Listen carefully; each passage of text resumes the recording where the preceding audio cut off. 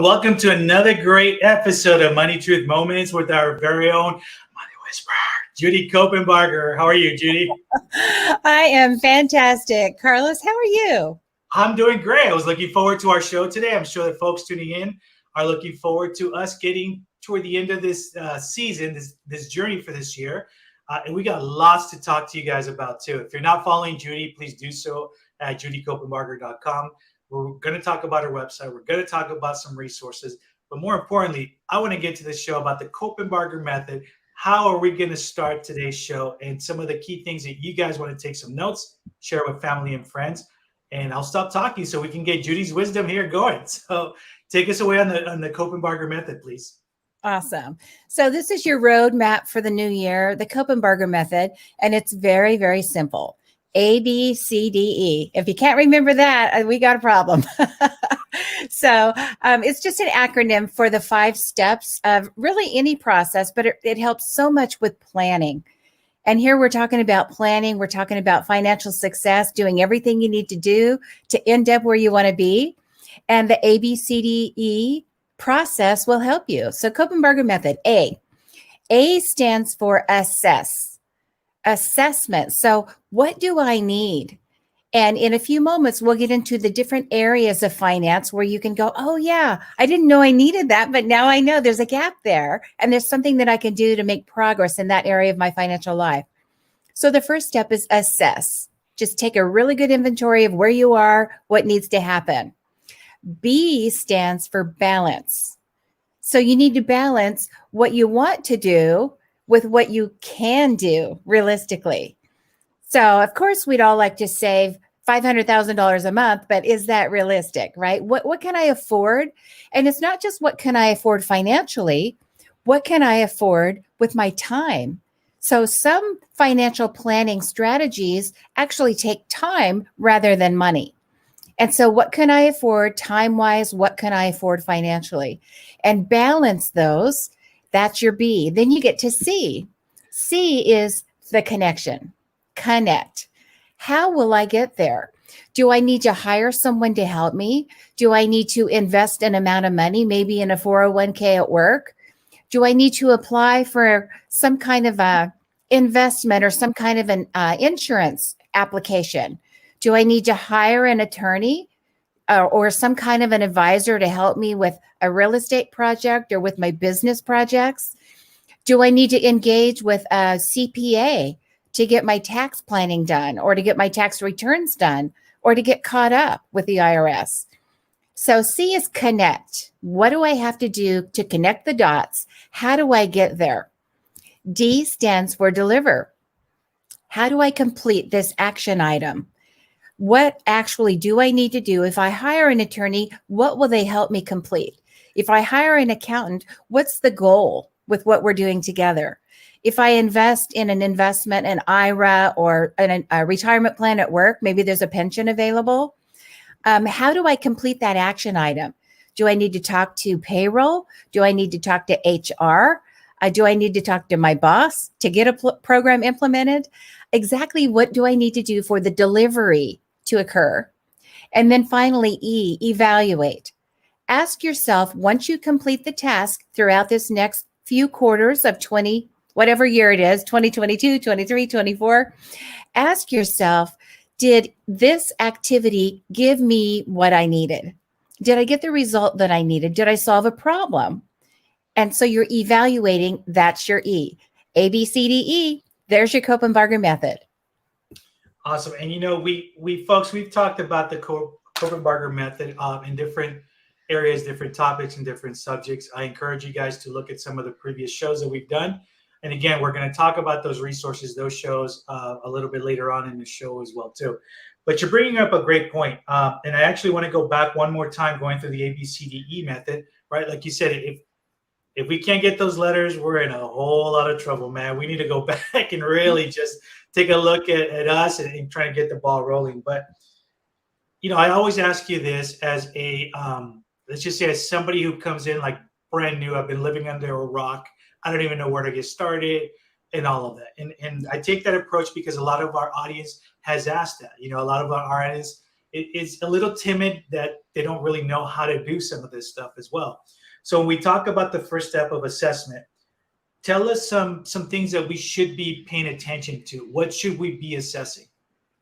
Right. So when you're looking at your basic financial situation, there are 5 what I call pillars of finance. There's 5 pillars, areas of your finance that you want to be aware of and maybe doing something about. And so a couple of them are protective in nature. They protect what you're growing. They protect your family, protect your assets, protect your business. And then a couple of them are more about the actual growth. So we'll start with protection. One of the areas of protection is legal. So that would be having contracts in place if you're in a business, having a will or a trust if you have a family or own any property, or really if you own anything, it's a good idea to protect against what can happen if you don't have that planning in place. Insurances is another area of protection. And for the most part, that's our first line of defense. So if you have a car accident, your car will be replaced after you pay your deductible rather than having to come up with another 20, 30, 40, 80,000, right, to replace your vehicle. If your house burns down or floods, you're going to have an insurance coverage that will come in and make sure that you're made whole. That can also happen for health insurance. Most people have health insurance or have access to health insurance. So if you have this great big fat medical bill you didn't see coming, it's not going to take all of your money away. You're going to have insurance that can help you get the health care you need, but still continue with your financial journey. Life insurance, if somebody passes away that is a key player in your family, you've got mom and dad, maybe mom or dad pass away unexpectedly, and they were creating income. Now, not only income, but if you have kids at home, they're providing all that care and all the logistics of the household. How are you going to replace that, financially speaking? So those are some things to think about on the protection side. Taxation. Sometimes planning can help you avoid or mitigate paying too much tax. Most people pay way too much tax. They just don't know it. And then there are the growth things that we can do.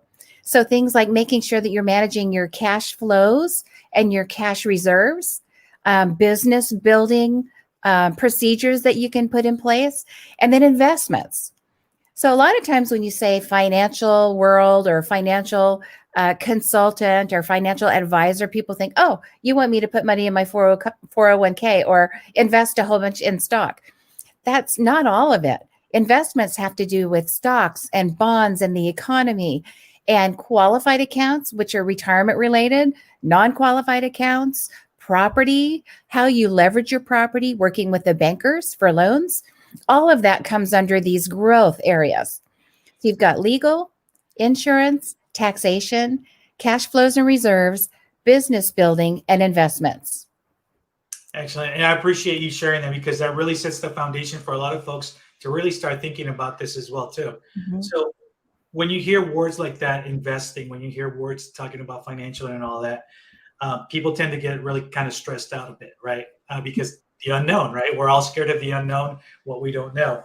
But tell us a little bit about some best practices, maybe share your experience too. How do you balance all of this? Well, just like anything else, you have to plan it. There's statistics I hear once in a while, somebody will throw out that people spend more time planning a vacation and all the important stuff in life. And that's just really sad, because I'm a planner and I see the value. I see the results when people actually put a goal to paper. They put the benchmarks in that they need to make, and they take those action steps, which is part of the process, right? That connection and delivery. So when people do that, I get to be in the front row and watch them succeed because they put a plan in place. And it might be a plan for anything. If you've gone to school, there's always a plan at school. The teachers actually stay after school and make plans, for the classroom, and learning plans and lesson plans. And what are we going to do? What's the outcome we want to achieve with these kids or with these students? If you're in college, same thing. So when you start, where you're going to finish, you measure along the way the books you have to read, the papers you have to write, the lessons that you're going to be learning, and then you get this great result. Well, financial strategic planning is exactly the same. So I don't know. Same thing for athletes. I've got to be this strong. I've got to be this fast. I've got to beat so many people to go to the state championships or to win the marathon or whatever it is. You just have a goal. You do the things along the way, and then you get the result and you're successful. Same thing. So it shouldn't be intimidating, but I do understand why it is for people, because you hear all of this marketing out there. You hear all these smart people throwing around, these 25-cent words in the financial industry. And I don't know why people like that do that. I guess they come from academia and they're just real smart about this, and you'll pay them more, maybe, if they use bigger words. But you don't need the big words, and you don't need to pay a lot of money to have really good advice in the area of finances. And you can even learn the basics yourself and equip yourself so you know at least the questions to ask. So you're getting proper guidance and avoiding any conflicts of interest. So I hope that helps. Just bring some guidance and clarity. But if there's any way to get rid of the fear and the intimidation around money, I hope that I can be a voice or a face that helps you get there. Excellent. And actually, this is a great transition to letter C. But before we get to that, I want to make sure we take a moment. And folks, thank you for joining us this morning. We are having a great discussion here, Money Truth Moments, always with Judy, her sharing her wisdom. But I also want to make sure that you guys are following her on judycopenbarger.com. And I want to take a moment to talk about your website, to share with folks what are these amazing resources. And folks, I'm going to tell you here, I'm going to use the F word here live, what you're hearing. They're free, right? They're free. Come on, folks, right? But again, I can go on saying all free, but folks need to know just really what all of these resources that you have available on there. Yeah, they're free and they're priceless at the same time. This is information that I gathered, put together, created, packaged with a bow. Over 40 years of experience working with people, discovering concepts that work, just the basics. I've wrapped all those up in some great videos, some great articles, a whole collection on YouTube. There's, I don't know, 100 or so videos. So there's all kinds of information for every area of finance. If you want to know how a certain kind of interest works, if you want to know how to handle a mortgage, on your home, or should I lease or buy a car? At work, should I be doing a 403B, a 401k, a 457? What is all that? All those numbers, IRS numbers. What should I be doing with a will or a trust? If I get a trust, what kind of trust? And how much should I pay? And who should I hire? If anyone, maybe I don't need that at all. So all of these questions are answered in very simple concepts, a lot of visuals, a lot of stories where you go, oh yeah, the bears and the bulls, I get it now. And I get my statement and I know I haven't lost money because I remember the tuna can story. Oh yeah, I haven't really lost money. So it's those things that I've put together that I think are so valuable for people, that help them understand the basics and keep the complicated big fat words out of there. You can look them up if you want to, or go get a degree in finance if you want to. But most people, they just want to do their life. They want to be with their family, enjoy them on the weekends, go watch their sports, build their ministry, enjoy their neighbors in their church congregation. Most people just want to do their life. For me, I'm out with my chickens in the garden. So that's what I love to do, and just being with the family. I don't necessarily want to get up and read the Wall Street Journal for 3 hours every day. And most people I know don't. It's not bad if you want to do that. But most people, when you're helping them create their ideal life and visualize exactly who and what they want in their lives every day, it doesn't include studying financial concepts. For most people, it doesn't. It really doesn't. So why not delegate that to somebody that knows? Learn the very simple basics so you don't get hurt. I mean, you want to be smart about this, but it doesn't have to be complicated or scary. Also, talk a little bit about your online mastery program for folks. Oh, yeah. So all of this information is on the judycopenbarger.com website. And there you'll also find, the website is going to be there with Money, Truth, and Life Online Mastery Program. And you can connect right there and go watch all these courses, all these classes on all these issues for free. There's no that word, but it's free. Yeah. It's just designed to help people learn what they need to know to move forward wherever they are, whatever they want to do next, whatever their next level is, just to make sure that they get there. And they know enough to know if they're not there. I think that's the first key, that assessment, right? Where am I? What do I need? It will help you understand what you need, and then you can just connect the dots to get there. Awesome. And again, folks, I am going to encourage you guys to visit the website, take a look at the resources. I know a lot of folks right now are getting ready for maybe some vacation time, some downtime. It's a great way for you to just fill in some of that time and, learn a lot more of what we've been talking about throughout this journey as well, too. It'll give you some stronger insight. It'll make you feel that much more comfortable and empowered when you are talking about finances and all that stuff, too. So, if you're just joining us, we are talking about the Copenbarger Method, the ABCDE method. Judy's already gone through the ABCs on that. Actually, the AB, we're about to start C. And it's a great transition because we talked about, people's fear, the unknown. Who do you talk to about this, right? I don't know, Joe from Al from, Mike, whatever it is. And somebody says, well, this guy's good, or this guy's good, or that guy's not good. So already starting with that fear, what would you say when we're talking about the connection on letter C? Mm-hmm. What are some things that we need to really ask? What are some things that we should be aware of and red flags that, I'm just going to walk away because this isn't the right person for that? And I think folks would like to hear that as well. Well, usually you can kind of smell it, commission breath. Somebody that wants to sell you something because they get paid, on commission. Not that commissions are bad, but usually there's a conflict of interest just kind of naturally built into that. So if you're having somebody recommended for you or referred to you, I think if you use the method that we have for how to pick a person that can help you, it's the head, heart, hands, how method. And we have spoken about that on some other podcasts. I'd love for you to look it up if you're looking to hire someone or connect with someone that can help you. But, the head knowledge is important, where they went to school, how much they know, how much experience they have. The heart is that special alignment, like they get you. The hands is how they do it. What kind of staff do they have? What geographical reach do they have? What breadth do they have? Is it exactly what you need?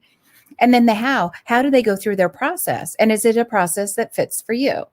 So if someone's referring to you and you go through that process of kind of vetting someone or figuring out who to hire or who to engage with, I think that method would really help you when you're looking to the connection. Excellent. And I'm sure folks, again, make sure you are taking some notes because this is very valuable information that will help you prepare for next year as well, too. So we're going through the Copenbarger Method. We've gone through A, B, C, and now we're going to get to D, the delivery, right? How do we make that happen? Well, that's the question. Delivery. How do we make it happen?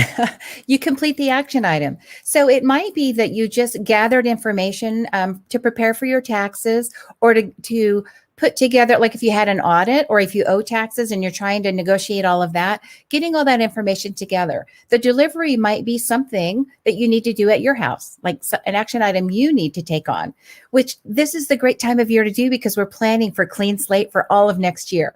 So it's a great time to work on that delivery, any of those unfinished pieces. Some people have downtime over the holidays. Some people get really busy. But if you have downtime, it's a good time to kind of get all that delivery going, those action items that are in your court. But it also might be completing an action item. It might be putting on your calendar something for next quarter, first part of next year. What am I going to do? Do I need to hire somebody? Do I need to vet for a new attorney or a new CPA or a new financial advisor? Do I need to go ahead and get some strategic planning put in place? What is it that I need to do? Make an appointment? Do I need to finish work that I've started with someone?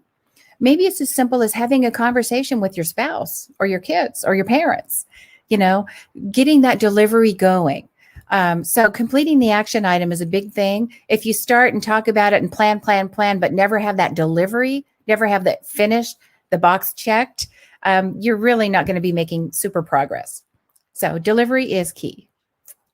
So I'm going to sidestep a little bit because you talked about taxes. We're talking about how to get prepared for next year as well too. From what you've seen in your experience, what are sometimes things that people forget when they're trying to gather their things for taxes, things for their finances, that sometimes it's like, oh, I should have thought of putting this in and so forth. Maybe you can share a couple of examples for folks to just be aware of what not to forget. Yeah. Well, taxes are so complex. Of all of the law that we have in the United States, the tax law is the most complicated. It has the most moving parts. It has the most courts, dealing with it. It has the most complexity. So it's crazy. But, just for regular people, a lot of times they forget things like if you're charitably minded, if you're working with maybe you're teaching at the preschool, nonprofit preschool down the road, or helping out in the class, if you make cookies for Sunday school, if you volunteer for Boy Scouts, or if you coach a team, all of those things, if you're dealing with a nonprofit, a lot of your time and effort can be deductible. Even mileage, when you're serving, like if you're a coach of a nonprofit soccer team and you're driving to and from the field 2, 3, 4 times a week, you might be able to write off those expenses, those miles. So take it. And if you're putting money out of your pocket, and most people that are serving, most people that are dealing with kids, they do. Teachers are always taking out of their pocket money for things in the classroom, art supplies or extra pencils or whatever it is. And when you're volunteering with kids or special needs folks, there's always something that you want to do. Those are deductible expenses, and people forget about that. So that's one area. If you have a home office, there are still some legitimate deductions you can take if you work from home. And that's been a big deal the last couple of years, as a lot of people have been working from home. And if the expenses that you have are not reimbursed by an employer, like maybe it's your own business or it's something extra Wi-Fi you needed or something, you can take those deductions. So right now, those are things that people think, I've never taken that before. I didn't know. So that's something. Another thing is this time of year, we've got a little bit of time left in December for people to think about end of year deductions that they could take, final distributions that they can make from their IRA that will not be taxed to go to charity, or just cash contributions to their favorite charities is a great thing to do while there's time.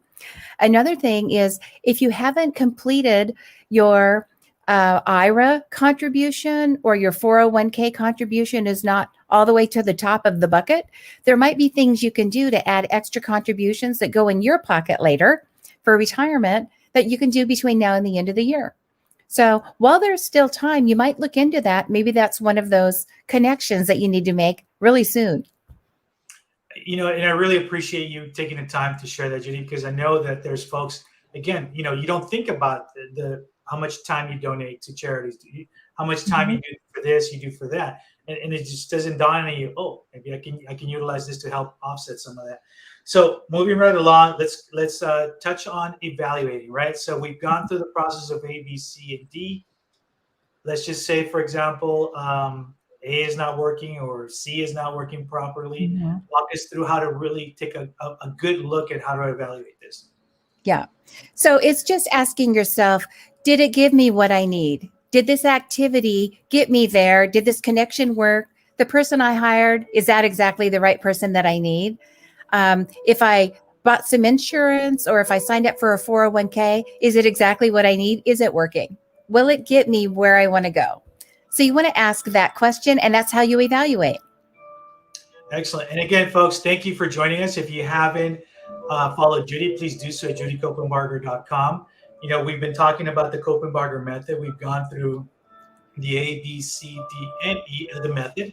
So I encourage you guys, if you're just joining us, to make sure that you take a look at the beginning of the show, because there's a lot of great information. I also want to, again, encourage you guys to visit judycopenbarger.com for all of the free resources that are available, videos, online mastery program as well, too. And also, I want to take a moment for our favorite part of the show, which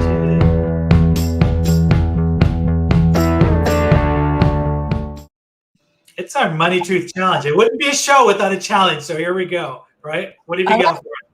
Yep. Here is your challenge. Write down your A, B, C, D, E. Now we're getting ready for a new year. Go ahead and write down the assessment, the balance, the connection that you think might answer the question, the delivery, and then you'll evaluate later. But go ahead and write out what you need to do, an area of your financial life that needs to be worked on. Is there a gap somewhere? Is there something that I can do more, better, or different? What is that? Write that all down, and then also write down your next steps. What do I need to do either between now and the end of the year, or January 2nd when I get right back to it? And that will help you chart the course for the Copenbarger method of getting next year right financially. Excellent. So I want to end this show with a little teaser for you guys. I want to make sure that you guys tune in next week. It is going to be a fantastic show, but I'm going to let Judy talk a little bit about what you can expect next week. Absolutely. Don't miss it. Now that we've talked about the ABCDE plan, the Copenbarger method, we're actually going to give you samples of that. We're going to walk you right through the 4 quarters of this next year, what you need to do the first quarter, and then by the end of March, the goal there. Second quarter, by the end of June, the goal there. And then the same thing for the fall and then going into the winter. So we're going to walk you through several areas of finance, and it might be a template that you could use to make sure that you're successful as you get into this next new year. And again, folks, you don't want to miss it because it's a great roadmap for you to start the year off right with the right tools, empowered, get that fear gone as well. So again, I want to thank you guys for joining us today. Judy, any last parting words?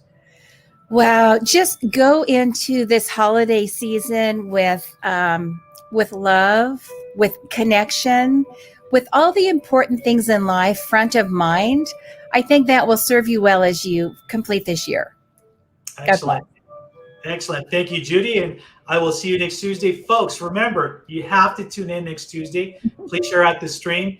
You really don't want to miss such a great episode. There is going to be a lot to cover. And again, just share it with your friends and family as well. And until next Tuesday, we'll see you guys. Stay safe out there.